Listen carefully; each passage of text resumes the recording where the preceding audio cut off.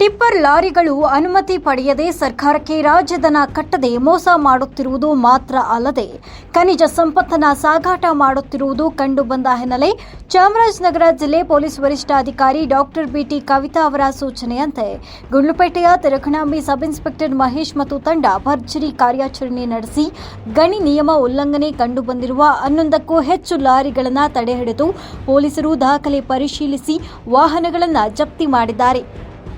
ಪ್ರತಿನಿತ್ಯ ಗಡಿಭಾಗದ ಗಣಿ ಸಂಪತ್ತನ್ನು ಲೂಟಿ ಹೊಡೆಯುತ್ತಿರುವ ಕೇರಳ ಉದ್ಯಮಿಗಳು ಸರ್ಕಾರಕ್ಕೆ ನಿತ್ಯ ಲಕ್ಷಾಂತರ ರೂಪಾಯಿ ರಾಜಧನವನ್ನು ವಂಚಿಸುತ್ತಿದ್ದಾರೆ ಎಂಬುದಕ್ಕೆ ಪುರಾವೆಗಳು ಸಿಕ್ಕಿದ್ರೂ ಸಹ ಸಂಬಂಧಪಟ್ಟ ಇಲಾಖೆ ಅಧಿಕಾರಿಗಳು ಕ್ರಮ ಕೈಗೊಳ್ಳದೆ ಮೌನವಾಗಿರುವುದರ ಹಿಂದೆ ಹಲವು ಅನುಮಾನಗಳು ಹುಟ್ಟಿಕೊಂಡಿದೆ.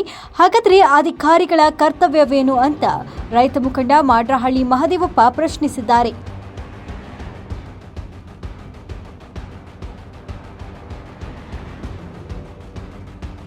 ಲೂಟಿಕೋರರಿಗೆ ಗಣಿ ಇಲಾಖೆ ನಿಯಮಾವಳಿಗಳು ಕಚೇರಿಯಲ್ಲಿನ ಕಡತಕ್ಕಷ್ಟೇ ಸೀಮಿತವಾಗಿಬಿಟ್ಟಿದೆ. ಪಟ್ಟಭದ್ರ ಹಿತಾಸಕ್ತಿಗಳ ಮಧ್ಯಸ್ಥಿಕೆಯಿಂದ ಗಡಿಭಾಗದ ಗಣಿ ಸಂಪತ್ತು ಲೂಟಿಯಾಗುವ ಜೊತೆಗೆ ಸರ್ಕಾರಕ್ಕೆ ರಾಜಧನ ವಂಚನೆ ಆಗುತ್ತಿರುವುದು ವಿಪರ್ಯಾಸದ ಸಂಗತಿಯಾಗಿದೆ. ವರದಿ ಶಿವಕುಮಾರ್, ಗುಂಡ್ಲುಪೇಟೆ.